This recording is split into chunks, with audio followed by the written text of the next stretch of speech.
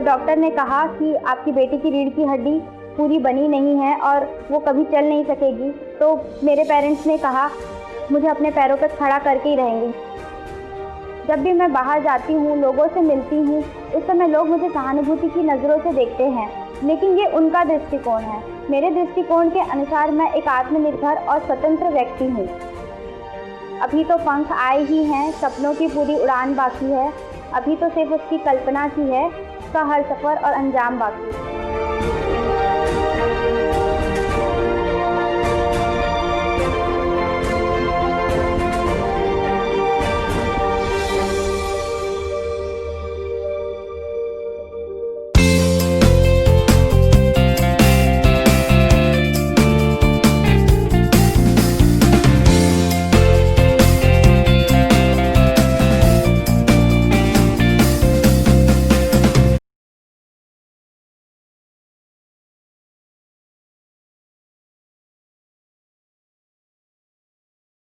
Hello दोस्तों, स्वागत है आपका इंस्पायरिंग वुमेन पर्सनालिटी बाय स्त्री सम्मान में। किसी ने खूब लिखा है, तू कयामत तक धरने पर बैठ ए जिंदगी, मैं कोशिश करने से इस्तीफा नहीं दूंगी। दोस्तों, आजकल हम एक्सक्यूजेस देते रहते हैं।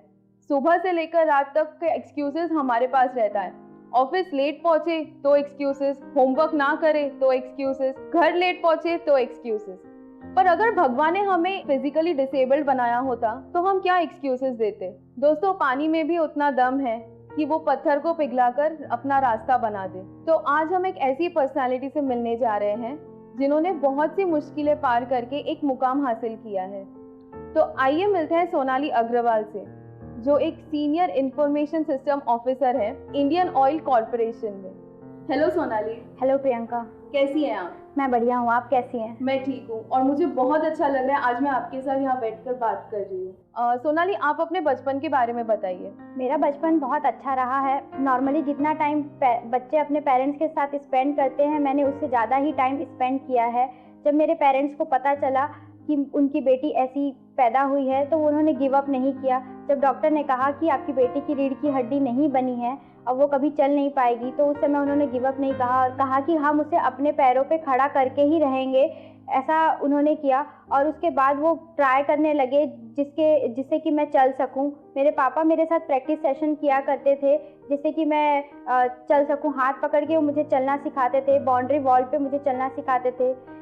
अलग अलग लोगों ने अलग अलग सजेशंस दिए। कुछ लोगों ने कहा कि अंडे से मालिश करने से आपकी बेटी के पैर ठीक हो सकते हैं। तो एज ए वेजिटेरियन फैमिली वो बहुत डिफ़िकल्ट था, तो मेरी मम्मी उसके लिए बाहर बैठकर मालिश करके फिर हम नहा के वापस घर जाया करते थे। और काफ़ी फाइनेंशियल इशू होने की वजह से वो मेडिकेशन में भी काफ़ी प्रॉब्लम जा रही थी, बट उन्होंने मेरा पूरा मेडिकेशन कराया। जहाँ पॉसिबल हो सका उन्होंने पूरा मुझे दिखाया और आज उनके सपोर्ट की वजह से ही मैं यहाँ पे आज अपने पैरों पे खड़ी हूँ।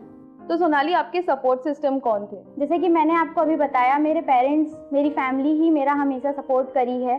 उन्होंने मेरे हर डिसीज़न पे मेरा सपोर्ट किया है। बचपन से लेकर अभी तक मेरी जो इच्छा रहती है, मेरे जो फ्रीडम्स हैं, वो सब मुझे देते हैं। हर चीज़ में मेरा सपोर्ट करते हैं और आगे भी करते रहेंगे। तो सोनाली, आप अपने एजुकेशन के बारे में बताइए। जैसा कि नॉर्मली सभी पेरेंट्स सोचते हैं कि जब 2.5-3 साल का उनका बच्चा हो तो वो अपने बच्चे को स्कूल में भेजें, तो वैसा ही मेरे पेरेंट्स ने भी सोचा, बट उन्होंने कोई स्पेशली एबल्ड स्कूल में डालने के बारे में नहीं सोचा। बट कोई भी स्कूल हमारे जो लोकेलिटी में था वो रेडी नहीं था मुझे एडमिशन देने के लिए, बिकॉज आप ऐसे बच्चे की रिस्पॉन्सिबिलिटी लेने से पहले थोड़ा डरते हैं। फिर 1 साल हो गया, मेरे पेरेंट्स काफ़ी निराश हो गए थे कि इसे एडमिशन मिलेगा कि नहीं, बट फाइनली उन्होंने मुझे एक स्कूल में एडमिशन कराया। एक स्कूल ने मुझे एडमिशन देने से रेडी हो गए। तो मेरे पापा ने पूरी रिस्पॉन्सिबिलिटी ली कि वो मेरे को स्कूल तक छोड़ कर आएंगे और स्कूल से लाना ले जाना करेंगे। ऐसा करते करते मैं वहाँ पे पढ़ना शुरू की। वहाँ मैं जैसे नॉर्मल सब बच्चे पढ़ते हैं वैसा ही पढ़ा करती थी और मैं पढ़ने में काफ़ी अच्छे होने की वजह से भी टीचर्स मेरे को काफ़ी सपोर्ट किया करते थे, पर नॉर्मल बच्चों के जैसा ही मुझे ट्रीट किया करते थे। सोनाली, आप एक नॉर्मल स्कूल में पढ़ी है, तो फिर आप वहाँ के स्टूडेंट्स का आपकी ओर क्या परसेप्शन था और आपने उसे कैसे टैकल किया? हाँ, वो बहुत सपोर्टिव थे, मुझे नॉर्मली ट्रीट करते थे। मेरे हर क्लास में मेरे टॉप पोजीशंस में आती थी, तो उसके लिए वो बहुत प्राउड फील करते थे कि मैं उनके स्कूल में हूँ। और जब भी मुझे अवार्ड मिलता था वो मुझे स्टेज तक लेकर जाया करते थे। और जब भी मैं अवार्ड लेकर अपने घर आया करती थी तब वो मेरे पेरेंट्स भी काफ़ी खुश हुआ करते थे कि देखो पापा मैंने मेडल लेकर आया है, और वो मुझे हमेशा आगे बढ़ने के लिए मोटिवेट करते थे। ओके, तो आपने स्कूलिंग के बाद आपने आगे की पढ़ाई फिर कैसे मतलब की? अब मैंने अपनी 12th तक की पढ़ाई हिंदी मीडियम में की थी। उसके बाद मैंने इंजीनियरिंग करने का सोचा, जो कि इंग्लिश में मैंने किया है। तो वो अगेन एक डिफ़िकल्ट फेज़ था, बिकॉज़ अब मुझे सारी चीज़ें खुद ही करनी थी। सोनाली, आपका बिगेस्ट चैलेंज क्या था? मेरा बिगेस्ट चैलेंज ये था जब मैं अपने घर से दूर कहीं पढ़ाई करने के लिए मुझे जाना था। जब मैंने अपना पोस्ट ग्रेजुएशन डिसाइड किया कि मुझे IIIT इलाहाबाद से पोस्ट ग्रेजुएशन करना है, तो वो मेरे लिए काफ़ी डिफ़िकल्ट हुआ करता था। जो आसपास के लोग होते हैं वो आपको कुछ निगेटिव बातें भी कहते हैं, जैसे कि कुछ लोग कह रहे थे कि आप अपनी बेटी को कैसे भेज सकते हैं, उनको इतनी प्रॉब्लम्स हैं, वो कैसे मैनेज करेगी। लेकिन मेरे फादर ने सब कुछ इग्नोर करके मुझे वहाँ भेजा, और मैंने भी उस समय ये डिसाइड किया कि नहीं, मुझे ये करना ही है। और जब आप घर से निकलते हो तो एक हौसला लेके निकलते हो कि आप जब घर वापस आओगे तो जॉब लेकर ही वापस आओगे, कुछ करके ही आप वापस आओगे। तो इसी हौसलों के साथ मैंने अपनी होम टाउन से इलाहाबाद जाके पढ़ाई करी, और वहाँ मेरे पेरेंट्स ही मुझे फ़ोन पे काफ़ी सपोर्ट करते थे, मोटिवेट करते थे कि तुम्हें करना ही है। और जैसे कि एक मेरे फ्रेंड ने एक कविता भी लिखी है जो मुझे काफ़ी प्रोत्साहित करती है।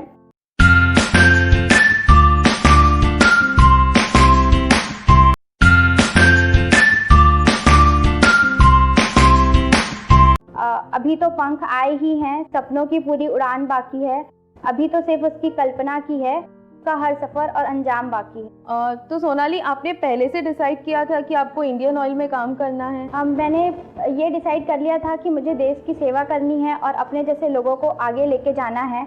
इसके लिए मैंने PSUs में जॉब करना सही समझा, और उसके लिए मुझे एमटेक के एंड ईयर में मुझे गेट एग्ज़ाम्स देना था। जब मैं गेट एग्ज़ाम्स की तैयारी कर रही थी उस समय मुझे अचानक मेडिकल इश्यूज़ हो जाते हैं, जिसे मैं जब डॉक्टर को दिखाती हूँ तो डॉक्टर कहते हैं कि तुरंत में सर्जरी करनी पड़ेगी।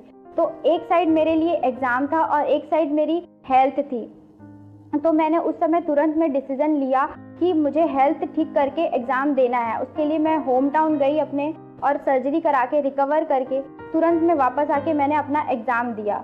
उस समय मुझे निराश नहीं होना था, और एग्ज़ाम देने के बाद मुझे इंडियन ऑयल कॉरपोरेशन लिमिटेड से मुझे इंटरव्यू का ऑफ़र आया। उसी समय मैंने अपना एमटेक थीसिस कंप्लीट किया और अपना एक रिसर्च पेपर IEEE में as a first author publish भी किया। और उसके बाद मुझे finally Indian Oil Corporation Limited में जॉब मिल गई, जिसे मुझे लगा कि हमारा इंडियन ऑयल भी हर समय देश की सेवा के लिए तत्पर रहता है, तो ये एक अच्छी अपॉर्चुनिटी है जिसे मुझे ले लेना चाहिए।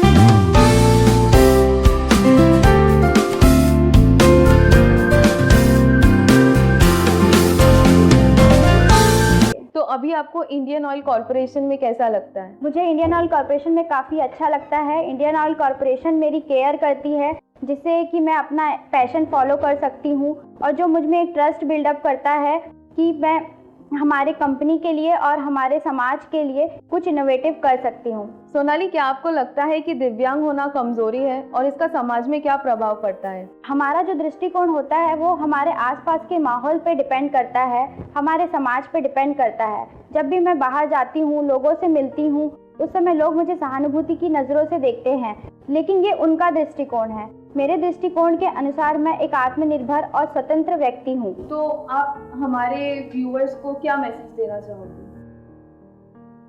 जैसा कि गीता में कहा गया है, हमारे एग्जिस्टेंस के 3 लेवल होते हैं, शरीर, मन और चेतना। हमें हर दिन अपने आप से एक सवाल करना चाहिए कि हमारा इस दुनिया में होने का क्या उद्देश्य है, और जब हमें इन सवालों के जवाब मिलने लग जाएं तो हमें उसी डायरेक्शन में वर्क करते रहना चाहिए। वर्क करने से हमें सब कुछ हासिल हो सकता है। जैसा कि मैंने हार्ड वर्क किया, आप भी कर सकते हैं।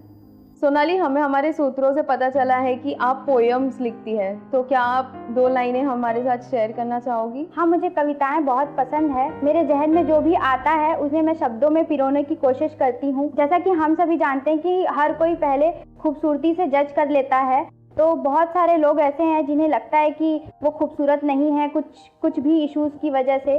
तो मैंने एक पोएम को खूबसूरती पे लिखी है जिसका टाइटल है खूबसूरत हो तुम। और मैंने ये कविता अपनी रूह के लिए लिखी है जब मैंने उनसे बातें की थी और अपनी खूबसूरती के बारे में कहा था।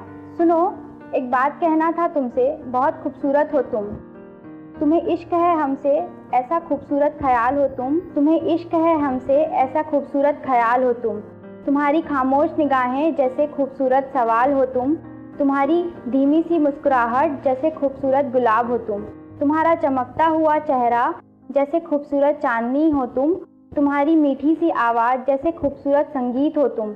सुनो, एक इकरार करना था तुमसे, कोहिनूर की तरह मेरी अमानत हो तुम। सोनाली, बहुत अच्छी कविता थी। बिना संघर्ष के कोई महान नहीं होता।